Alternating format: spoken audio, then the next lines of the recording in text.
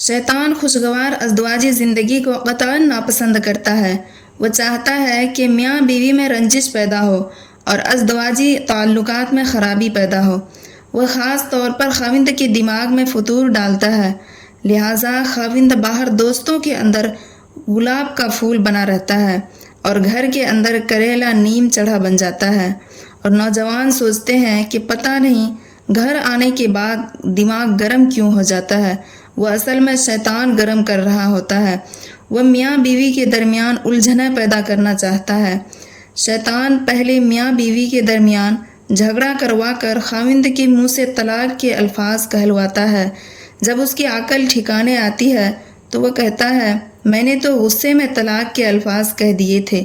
چنانچہ وہ بغیر کسی کو بتائے میاں بیوی کے طور پر آپس میں رہنا شروع کر دیں گے۔ وہ جتنا عرصہ اسی حال میں ایک دوسرے سے ملتے رہیں گے تب تک انہیں زنا کا گناہ ملتا رہے گا۔ اب دیکھیے کہ کتنا بڑا گناہ کروا دیا۔ یہ ایسے ہی گناہ کرواتا ہے۔ حدیث پاک میں آیا ہے کہ قرب قیامت کی علامت میں سے ہے کہ خاوند اپنی بیویوں کو طلاق دیں گے اور پھر بغیر نکاح اور رجوع کے ان کے ساتھ اسی طرح اپنی زندگی گزاریں گے۔